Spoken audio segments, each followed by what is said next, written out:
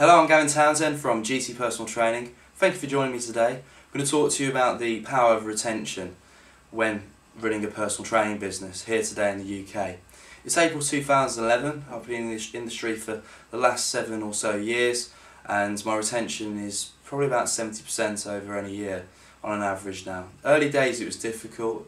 I had to learn the ropes, discovered that retention was as good as sales, if not better. It's great having new clients, it's great finding new leads and interest. However, unless you retain them and keep them on board, then your business will always peak and trough massively. It's very difficult to always gauge whether somebody's going to be with you for a short period or a long period, but by asking suitable questions you'll be able to work out clearly whether they're going to be a short-term or long-term client. Some people have come to me in the past just wanted a meal plan. Some people have come to me wanting to lose in excess of 10 stone. I've had clients who want to build muscle and they've worked for me twice a week, 3 times a week for the first 6 months, and due to finances or due to the fact that they want to train themselves more so, they've decided to drop down to once per week. So why do I talk about retention as much as sales? Well, for starters, we are in a personal business. We're working with clients. We build up good relationships with people. A lot of trainers believe that once they've helped somebody achieve amazing results, that's it, they can go off and do it alone. Whereas if a customer really buys into you and they enjoy your service and what you do for them, then you've always got that buy-in factor. They always want to come back to you week in, week out without fail because of that relationship. So I'm going to talk about some various points in retention which I've learnt over the last few years, which will massively support you. First of all, one is measure results. So taking measurements from the beginning, looking at how they're, where they're at and where they want to go, and measure results clearly monthly and give appraisals. So ideally, first session you go through a lifestyle analysis, you look at how the individual ticks, how they work, etc., and work out a suitable plan for them. By devising a plan clearly in front of them, it demonstrates that you know what you're talking about, and it clearly shows you, or shows your individual client, that you actually care and that you put in a solid plan together for them.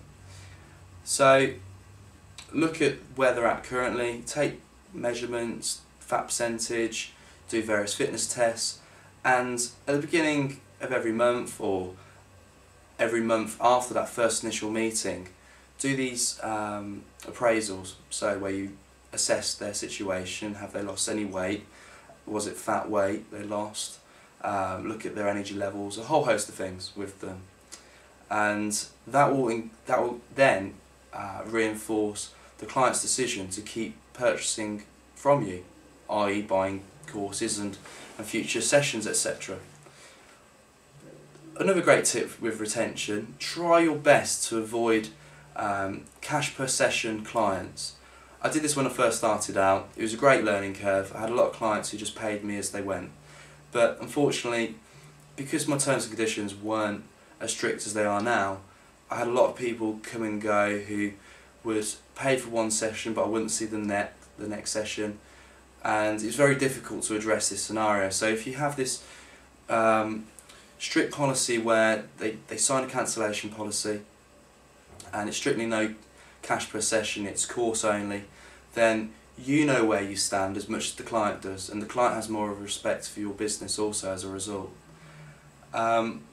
Also look at the customer's budget, look at their monthly budget, what can they afford. So if they're on a strict budget and they can only afford £70 a month, well, you're not going to be able to charge them £35 a session or £40 a session once or twice a week, because their monthly budget won't allow it. So perhaps train them once every other week, or do an appraisal once a month and review where they're at. The budget might far exceed that. They might be have a £300 a month budget, so therefore doing a £35 a session twice a week on a standing order perhaps would work really well. So there's some great tips. They're very finance driven. However, in any business, you have to run your finances well. If you don't run your finances well, you will get out of control with your business, and most failings in business nowadays is down to poor cash flow management. So this is another topic which I'll be discussing at a later date in another video. However, retention and good money management is very closely linked. So if a customer can afford your product now, but in 6, 12, 24 weeks, etc., they cannot, you need to look at other flexible ways to make it more financially viable for them, but also more viable for you as a business person to make them come on board and stay on board. Also, reminders and payments work really well as well. I keep very organised. I've got a PA, and every week I'm reminded on where my clients are at with financial payments. I then get to discuss with my clients near the end of every course about their new course starting and would they like to continue. And I'd say 90% of people say yes. But if I left it till the very last session and landed somebody with a very expensive bill for £400 for 10 sessions, say, then it can be quite unexpected and obviously very difficult for that individual sometimes to come at trumps with that money. However, if you say on the 6th or 7th session, hey, I've got our course is coming to an end, would you like to continue? Then there's less pressure on finding the funds, because they might have a week, 2, or ideally 4 in notice. There's more information on this on our trainer section and also in the guides that we've created. If you'd like more information on what it is we're doing as a business supporting like-minded personal trainers, then look at our careers page at gtpt.co.uk. I'm Gavin Townsend. If you'd like to follow myself, you can do so on gavintownsend.com. Many thanks, I'll speak to you soon.